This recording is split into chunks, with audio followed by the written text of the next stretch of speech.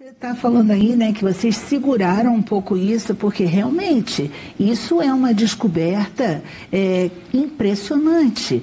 Como é que foi a reação das pessoas à sua volta, enfim, que te conhecem ou que conhecem o trabalho, durante essa evolução, quando perceberam que isso era possível? Eu posso falar da reação dos meus amigos, que não são da área, que assim, que sabiam que tinha acontecido, diziam, vocês não vão contar isso pra ninguém, não? Tá na hora de contar. Jornalista, né? Até tinha, isso dando mais trabalho. Ai, com certeza. Porque foram mais de 20 anos, não é, Tatiana? Debruçada em cima dessa pesquisa. Eu imagino você, tipo assim, nossa, já estou há tanto tempo, será que ainda vou mais um pouquinho? Será que ainda vou descobrir mais um pouco? Ou eu já falo agora, né? O que determinou que se contasse agora? Então, é isso que eu te contei agora. Eu sempre segurava, a gente tinha três grandes motivos para não contar. Então, um deles era a questão da expectativa, né? Então, você sempre quer ir um pouco mais para não gerar expectativas que depois você não vai poder, principalmente no caso de crônico. Porque é lógico que a pergunta serve para crônico? Todo mundo quer saber, porque as pessoas que poderão se beneficiar na fase aguda são pessoas que agora não precisam, que ainda vão, né, no futuro precisar. Então, é lógico que isso, o interesse maior é das pessoas que têm lesão crônica. Então, essa era uma pergunta que a gente queria ter respondida minimamente antes de divulgar, e por isso o estudo dos cães, por isso a gente escolheu esse momento. Existia também uma outra questão em paralelo, que é a questão do sigilo. Então, quando entrou o Laboratório Cristália apoiando o projeto, a gente não tinha uma patente. A gente, que eu digo, é o FRJ, o grupo de pesquisa. Não tinha uma patente. Então, se a gente divulgasse, acontecesse 5 anos atrás do que está acontecendo agora, isso poderia atrair outras pessoas, outros grupos, outras empresas a produzirem também. Sem garantia, o que eles tivessem investido, eles estariam perdendo. Então, embora a gente não tivesse nenhuma garantia de que outra farmacêutica pudesse produzir, a gente tentou minimizar isso, né? Quando não, vamos ficar quietos, não vamos falar nada. Então, isso era uma coisa, um aspecto importante. Esse ano a gente teve a patente concedida, em 25. Ela foi pedida em 2007 e foi concedida em 2025. Uau, e é importante a gente dizer que é um laboratório brasileiro, né? Ou seja, a farmacêutica é brasileira, o estudo é brasileiro, a pesquisa é de pesquisadores brasileiros, a gente tem pacientes brasileiros. E vai a pergunta, como é que está a repercussão internacional? Olha, eu não sei te dizer, assim, não tenho encontrado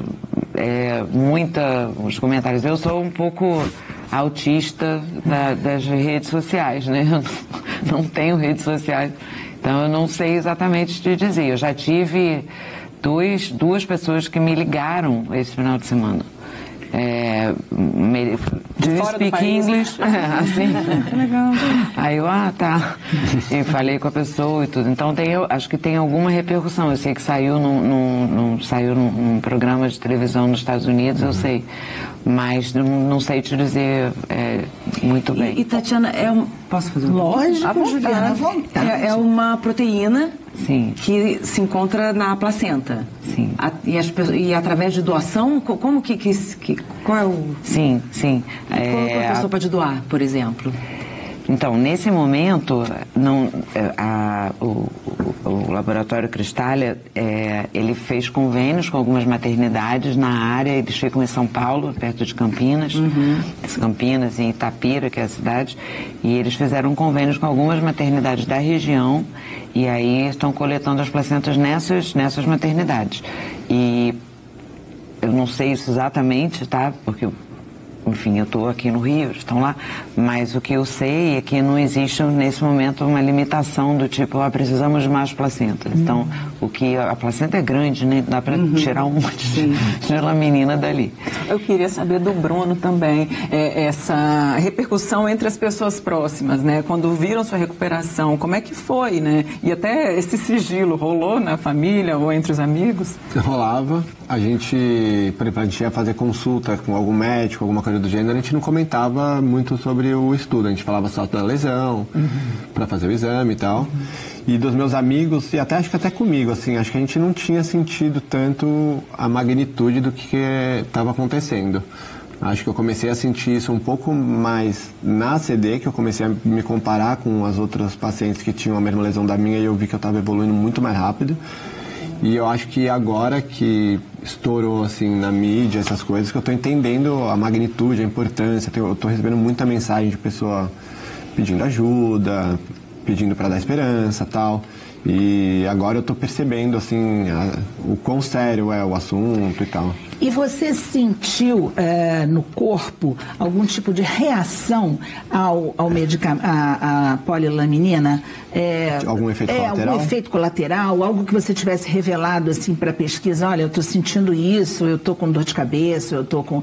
Nada? Não, assim, de dor, desde a cirurgia, eu nunca senti dor nenhuma, assim, nem na cirurgia. O que eu talvez sinto de estranho às vezes é mais por conta da sensibilidade. Tipo, a minha sensibilidade ela é um pouco reduzida. Tipo, eu fiquei com um pouco de redução de sensibilidade no meu lado esquerdo do corpo. Na minha sola do pé esquerdo, por exemplo, eu já fui, teve uma vez que eu estava aqui no Rio de Janeiro, estava andando para ir na praia, pisando descalço. Aí eu pisei num chão quente assim e eu não estava sentindo que estava quente. E aí meu corpo começou a dar uns espasmos assim, aí meu tio olhou e falou: "O que está acontecendo, Bruno?" Aí ele falou: "Você deve estar se queimando." E eu não estava sentindo. Então isso já aconteceu. Mas hoje em dia eu já estava um pouco melhor também. Isso daí foi mais pós o tratamento ali. O Bruno, você tinha comentado da procura das pessoas nas redes sociais. O que eles perguntam? Que mensagem de esperança é essa que eles querem? Eu estou recebendo muita mensagem de pessoas que estão em condições de acidente ou que têm familiares e que pedem ajuda, que querem participar do tratamento, perguntam como fazer parte. E assim, eu não tenho muita resposta para dar porque eu, na verdade, fui um paciente ali do estudo, né? Eu não tenho conhecimento técnico e tal. E aí eu tento transmitir a mensagem de esperança, de vamos confiar que vai dar certo. Tipo, eu pelo menos fui uma experiência que deu certo. Você conheceu outros pacientes que também utilizaram a polilaminina? Eu conheci a Hannah recentemente. Ela contou a história, muita gente boa, ela me explicou tudo, falou que estava tetra, ela usou e conseguiu recuperar o movimento, conseguiu mais firmeza, tanto que hoje em dia ela joga rugby, então é uma baita recuperação.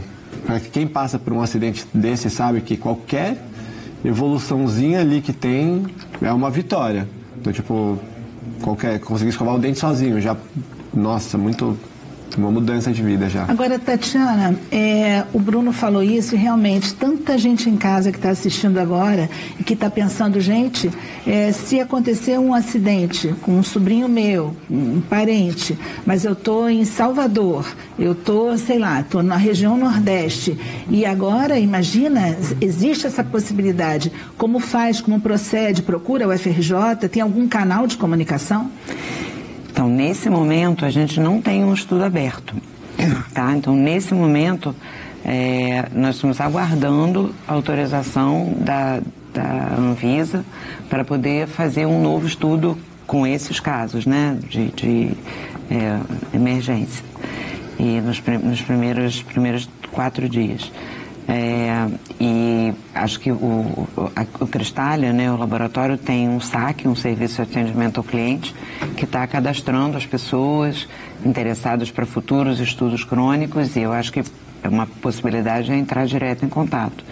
E aí, no caso, ou seja, foram feitos esses testes, esses estudos, ou para liberação, porque a gente já pensa, né, na liberação comercial, já tem a patente, mas, ou seja, tem que ter essa liberação ainda da Anvisa, mais estudos, mais testes, na verdade, para liberar comercialmente, é isso? Isso. E uma dúvida, Tati, por exemplo, para fazer o estudo clínico, vai ter uma quantidade máxima de pacientes para participar disso? Sim. Ou tipo, liberou o agudo? Qualquer pessoa que sofreu acidente pode entrar em contato? Não, primeiro o estudo clínico com 5 mais 5 agudos, e quando esse terminar, aí vai ter uma proposta para fazer um estudo maior, que chama fase 3, em que você vai ter vários centros, e aí vai ser um número maior de pacientes, mas nesse momento eu acredito que, dependendo dos resultados, quer dizer, confirmada a segurança, e à medida também que a gente vai avançando no laboratório com outros resultados com cães, e é possível pedir já uma autorização para comercialização. Ou seja, você está num caminho em que você diz para a gente, olha pessoal, está aí, mas nós precisamos de mais segurança para que a gente tenha a certeza e também que a gente tenha a avaliação da Anvisa e essa liberação para que isso possa funcionar para mais gente, correto? A questão de precisar de mais segurança, segurança no sentido de saber que não vai fazer mal para a pessoa, né? Isso é um dos objetivos dos estudos clínicos.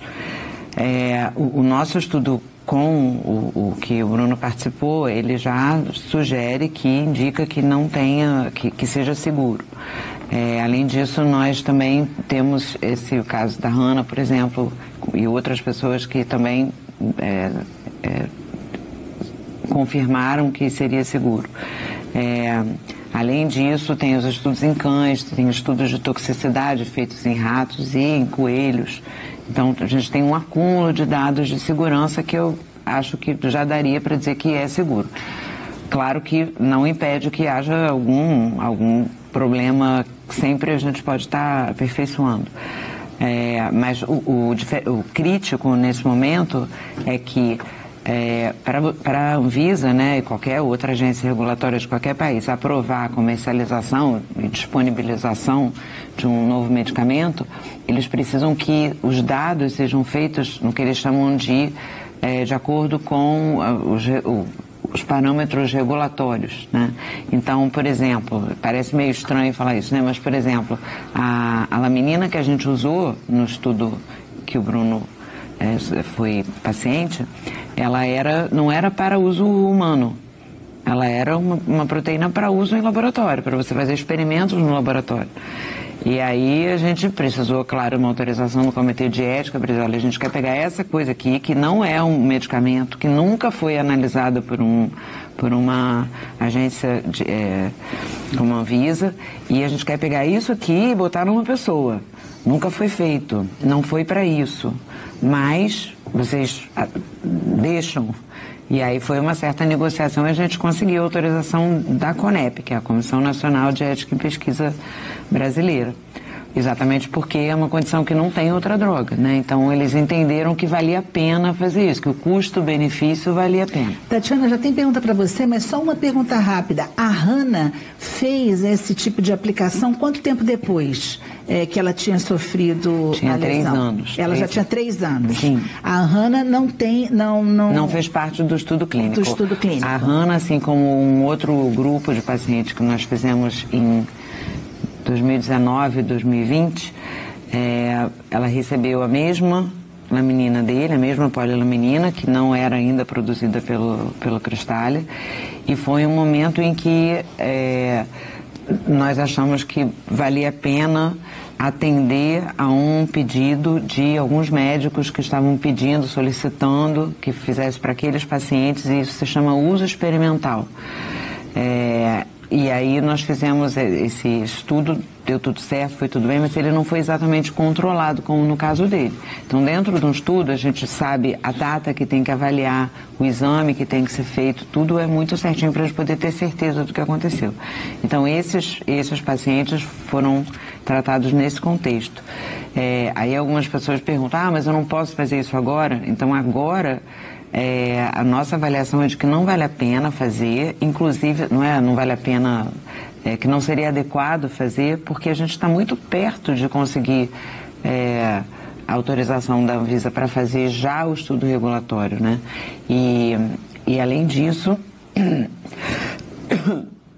nosso interesse agora é fazer com esse produto que é produzido pelo Laboratório Cristália e que é melhor nas células, tá? Então, mais só puro, um comentário. Né? Mais puro. Eu não acho que mais estável e assim, quando bota na célula, a célula gosta mais. E se eu quisesse usar de novo? Eu poderia? Você? Desperdício? Bruno está querendo mais, gente. Vamos ver o que o pessoal diz. A gente vai fazer uma enquete. Ô, Kátia, antes da gente ver a pergunta, diga. a mãe da Hannah está participando do chat do YouTube, que a gente retransmite, né, o Sem Censura, e ela está falando que ela só não melhorou mais porque ela não pôde fazer fisioterapia durante a pandemia, né, mas ela foi uma evolução realmente muito boa. O nome dela é Luciana, se não me engano.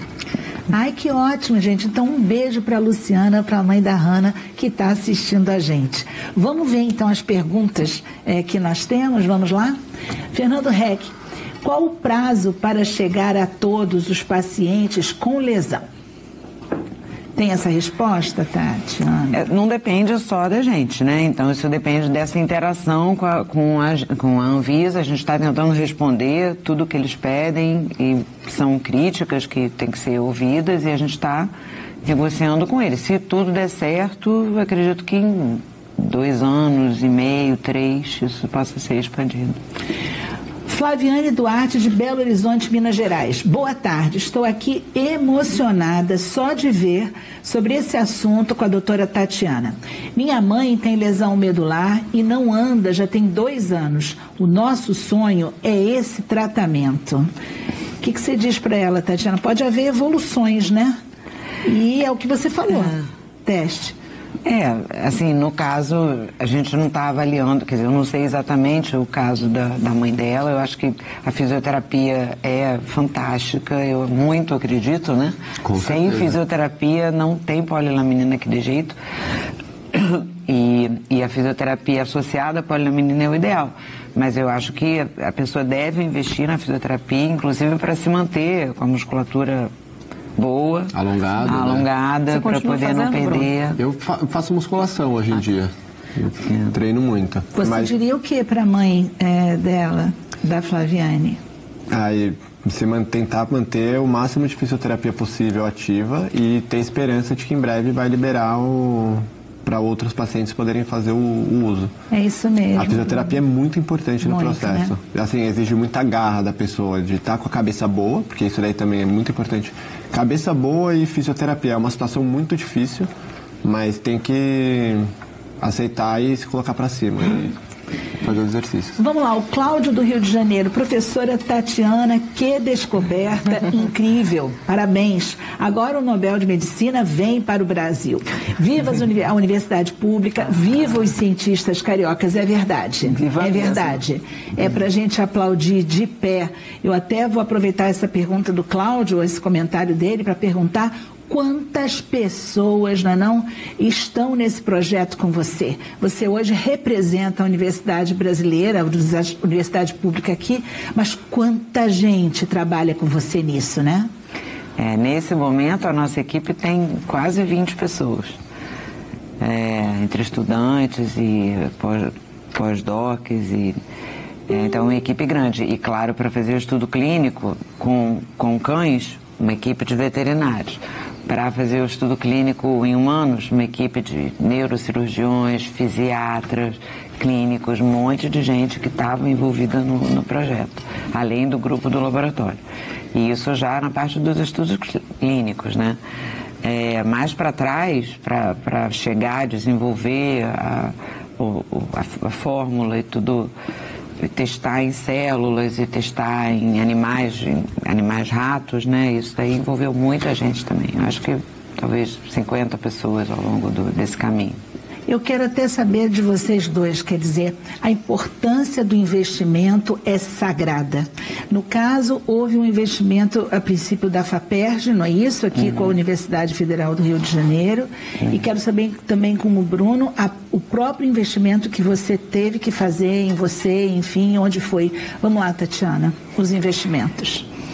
Nós fizemos esse estudo clínico quase como foi épico, assim, porque a maioria das pessoas envolvidas de trabalho não foi pago, né? Quase todo mundo trabalhou de graça. Então nós tivemos um financiamento da FAPERJ lá no início e que foi fundamental para a gente, porque uma das coisas que a CONEP, que é a Comissão de Ética, exigiu foi que a gente tivesse um seguro, porque precisava ter como cuidar dos pacientes caso algo desse errado. Então a gente precisava de um seguro robusto. E, para ter uma ideia, mais da metade do que a gente recebeu da FAPERJ foi só para o seguro. Só para pagar o seguro. E o resto era para pagar táxi, para levar as pessoas, ambulância, para lá e para cá. Agora, o trabalho mesmo dos enfermeiros que ajudaram, dos fisioterapeutas, tudo, quase tudo de graça. Pagava a fisioterapeuta, como era muitas horas, a gente pagava. Mas o resto era trabalho voluntário mesmo, né? E as dificuldades, você, Bruno, rapidinho, só para ele falar, a questão, você teve um atendimento que foi público também na sua fisioterapia, como é que você faz? Bom, na minha fase de recuperação ali, eu fiquei muito na CD, então a CD, se eu não me engano, ela não é pública, mas ela atende ao SUS, e saindo da CD eu fiz muita natação e muita fisioterapia particular mesmo, foi o caminho que a gente seguiu. A gente pagava ali a fisioterapia, era muita fisioterapia, eu fiquei 2 anos afastado do trabalho, fazendo fisioterapia de manhã e de tarde todo dia. Então exigiu muito esforço ali, um investimento para tentar recuperar, né? Mas assim, o grosso, o hospital, exames, essas coisas, a gente não precisou investir, não precisou colocar dinheiro.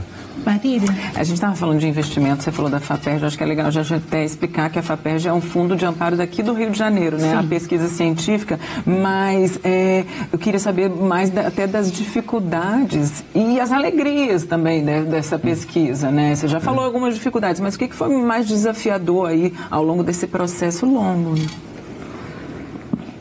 É difícil dizer o que foi mais desafiador. A gente sempre lida, né? Quer dizer, quem trabalha na universidade com pesquisa tem sempre essa dificuldade que o financiamento é limitado. Eu não tenho um grupo de pesquisa grande e nem tenho uma coisa que se usa muito hoje em dia é os pesquisadores trabalharem em rede. Uhum. Então, são vários grupos que se juntam e pedem recursos juntos, né? E dividem o trabalho, Eu nunca tive muito esse drive, não. Eu sempre fui mais de ficar trabalhando nas coisas ali que eu acreditava, para poder ter mais liberdade até. Mas o custo disso é que também com menos financiamento, né?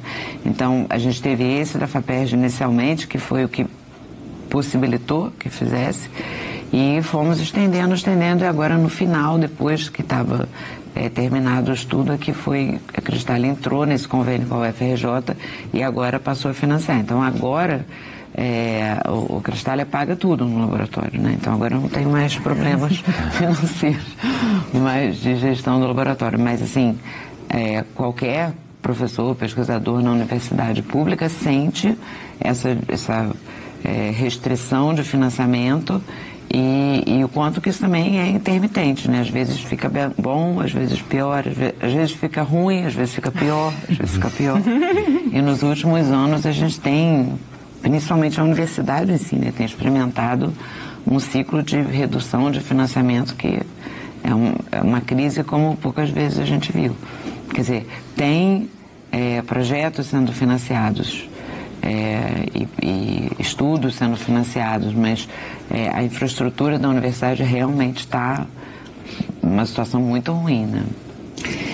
Tatiana, ao longo desses 25 anos, o que moveu você, não é, como pessoa, a continuar e a ter esse feito, esse resultado junto com a sua equipe? O que você pensava todo dia? Lá vou eu, mais um dia.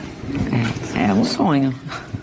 É um sonho de conseguir fazer. No início, quando a gente fala 25 anos, no início estava indo um pouco longe disso. Então era só fazer isso, fazer outras coisas também. Estava estudando angiogênese, estava estudando outras coisas que não eram muito relacionadas. Os alunos faziam teses com coisas variadas. Isso era uma coisa que eu gostava muito, sempre coloquei muita atenção. Mas fazia outras coisas em paralelo. Mas com o tempo foi afunilando e os resultados que apareciam davam um suporte para a gente acreditar cada vez mais, né? Então, mas talvez nos últimos, eu acho que depois de 2018, aí realmente focou mais, né? Então, os últimos 8 anos foram num esforço mais focado. E o que dá força é isso, ir atrás de um sonho, porque você pensa que eu não estava, você pensa assim, eu não estava procurando isso.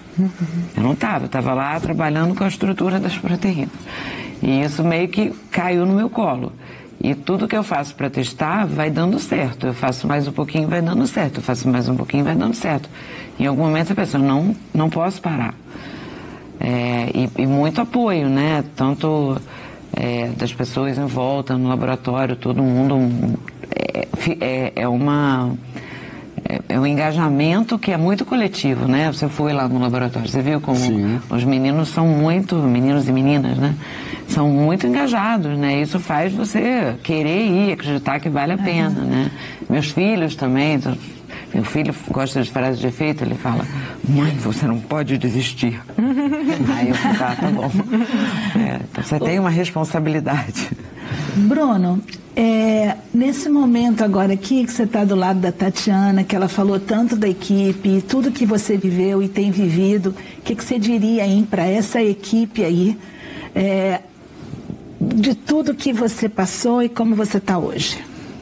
Eu só tenho a agradecer, né, à universidade, ao estudo da doutora Tatiana, todo mundo que participa ali, que está envolvido no estudo. Assim, pelo que eu passei, eu aprendi que foi o que me trouxe a vida de novo ali. Então, eu só tenho a minha eterna gratidão por eles e por todo mundo que me ajudou, minha família, meus amigos e todo mundo que estava no entorno ali, todos os profissionais, né, dos hospitais, enfermagem, médicos e tudo. Porque no final é um combo de tudo para conseguir dar certo. Não é só também a substância. Tem o tratamento, tem o exercício, a fisioterapia, tem a disciplina de você estar indo todo dia, você tem que estar animado. E graças a Deus ali, a junção de tudo, eu consegui me recuperar do jeito que eu consegui, assim. Então, muita gratidão a todo mundo, principalmente a doutora Tatiana. Gente, olha só, assim, a Flaviane falou em emoção, eu falo a mesma coisa para vocês, eu tenho certeza que essa bancada que está aqui com vocês hoje está emocionada e quem está em casa também está. Sabe por quê, gente? Porque a declaração de vocês é a sua humildade. Olha, você, Tatiana, é de uma humildade na sua fala, você chega a olhar para o chão assim para falar com a gente. A sua força vem exatamente disso, a sua força vem exatamente de acreditar, se apaixonar por um projeto, seguir adiante e saber que vai ajudar muita gente, seja quem for. E você, Bruno, você é o maior exemplo que a gente pode ter aqui no Sem Censura hoje. Bonito, saudável, feliz, com fé e fazendo outras pessoas acreditarem. E eu, sinceramente, acho que todo mundo aqui está com um orgulho da universidade pública, está com um orgulho desse Brasil. E é assim que eu vou encerrar esse bloco, gente. Viva a Universidade Pública Brasileira! Viva os nossos cientistas brasileiros! Eu vou para o intervalo, mas eu já volto.